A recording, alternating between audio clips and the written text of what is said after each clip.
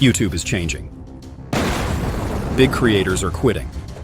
Don't believe me?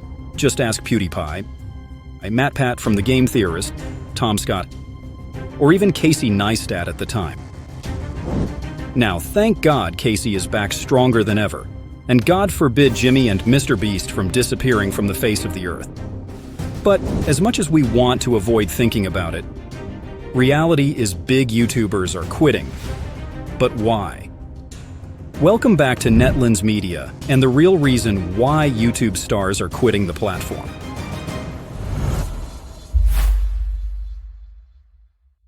Now, in order to understand what is really going on with YouTube, we're going to have to do an exercise together. I want you to close your eyes and imagine you're just a kid. In your spare time, you like being out with friends and discovering life and everything it has to offer. However, your parents have other plans for after-school activities for you. So, instead of leaving you to hang out with your friends, they decide you need to play some sort of sport. Tennis, for example. But reality is you don't really enjoy tennis that much as you enjoy playing with your friends. And I know what you're thinking. Why is this relevant to the video? I just want to know why big stars are quitting the platform. Bear with me, my friend. We are talking about the story of United States tennis legend Andre Agassi, one of the most important tennis players of all time. But we're getting ahead of ourselves. So there you are, just a 10-year-old kid who wants to make their parents proud, and so you start practicing tennis day in and day out. And even though you don't love it, you're not bad at it at all. In fact, you're one of the best in class. Coaches are starting to promote you to train with older kids, and even then you're kicking their ass too. So you start to enjoy it. You say to yourself that playing tennis isn't that bad, and that you're good at it. After all, you're beating older and bigger kids. You enjoy this feeling of achieving things. Plus, happy parents, happy kids, right? Wrong. Flash forward a couple of years, you become one of the greatest tennis players of all time. Everybody knows you, and certainly your family last name. But you're unhappy, and the world is shocked to learn through your biography that tennis wasn't really your dream job. It was your father's dream job, and you actually hated it because it felt lonely. Now, how can somebody so good at a sport or any field hate their job? Maybe we can ask Mexican soccer player Carlos Vela. Vela is considered one of the greatest Mexican soccer players of all time, especially in modern times. And even though he set out to achieve great things with the Mexican national team, play Champions League football with Real Sociedad, and be the leader of Los Angeles FC, at the MLS he always stated that he hated playing soccer. Maybe that's why he didn't become Mexico's new Messi as everyone was expecting him to become. So again, the question arises, how can someone so good at their field hate their job? The answer is that there's a big difference between something you like and something that is your calling and your purpose. This is exactly what is happening to these big YouTubers. As Marques Brownlee from MKBHD put it, there's a huge difference between what you love to do and having to do what you love to do. YouTuber Tom Scott said something similar in his quitting YouTube video. YouTube is a dream job, but it's still a job and I'm just so tired. Friends, you may enjoy playing video games 3 hours a day, but when you become a pro and you're expected to play 16 hours a day, you're gonna end up hating it. You may love McDonald's or Chick-fil-A every once in a while, but if you have McDonald's 3 times a day every single day, you're gonna end up like the Super Size Me guy. It's just not sustainable. And so, what made these big YouTubers so unique was their point of view, their creative perspective, and the craft and detail they created each video with. But when the likes of sponsors, production companies, and managers are telling you all the time what to do, what to post, when to post it, it becomes a pain in the ass, and you end up hating your job. Now, I'm not saying that that's what these YouTubers are saying, I'm just saying it's human nature to do exactly what you want to do, when you want to do it, how you want to do it. That's how everybody creates their best work. Think about it. In your own workspace, when are you most productive, or when do you put out your work? Is it when you're constantly having your manager over your shoulder? Or is it when you're proactively seeking out things that can impact the company, and as a result, make you happier and feel more productive? You see, human beings have a sense of calling, of purpose. But if we are imposed that purpose, if we're constantly 24/7 being told what to do, we're going to burn out. It's just that simple. That's why many of us at the end of the day go back home and hate our jobs, hate our managers, and just can't wait to open a can of beer and chill while watching some Netflix. Well, the same goes for the big creators. They just need to rest. They need to take a step back in order to see what made them YouTubers to begin with. To go back to what made them connect with an audience the way they did. Do you really think it was pleasing the lights of managers and production companies? Or was it just putting out the best content they thought they could put out with their creative vision for an audience that they interact with?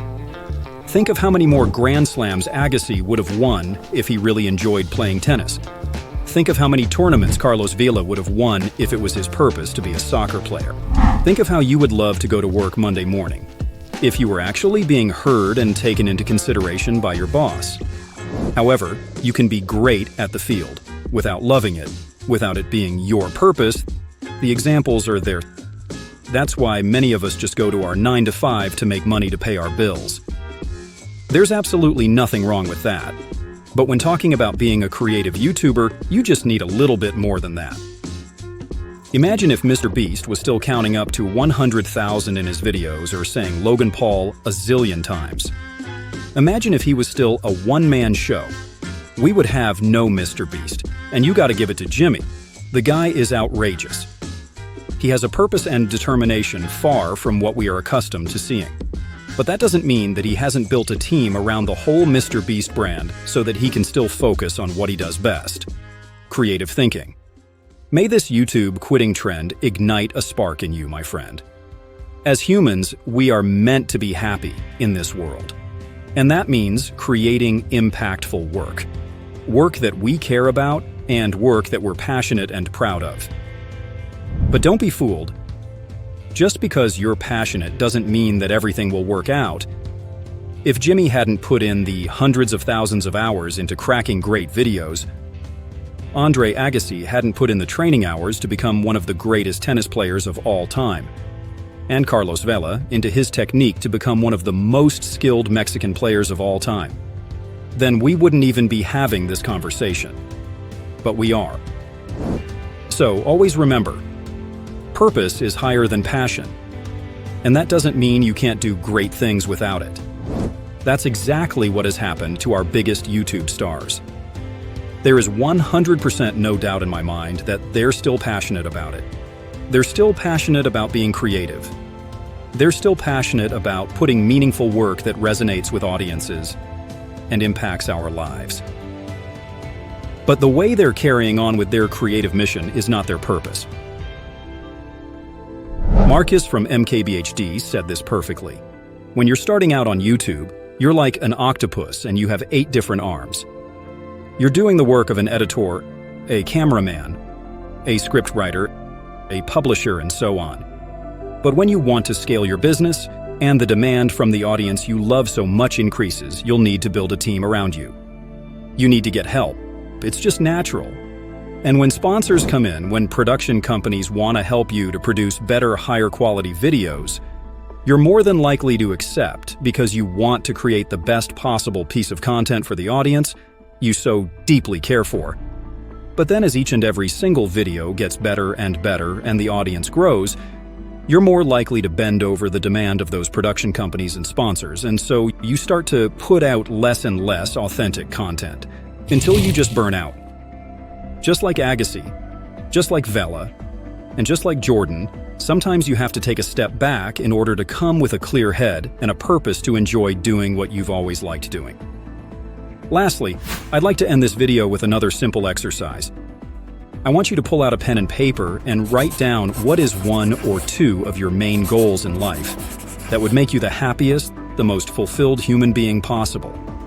Maybe it's quitting your job so you can spend more time with your family, maybe it's traveling the world, or maybe it's just doing what you've always dreamed of since you were a kid. Now next to it, I want you to write down what's stopping you from achieving it. It may be money, it may be your own head, it may be the circumstances of life. Whatever it may be, jot it down next to your purpose or goal. That way you can always keep in mind what you're destined to become in life and work towards it intelligently. Remember, Purpose is always higher than passion. So don't throw everything out of the window. Don't quit your job out of the blue.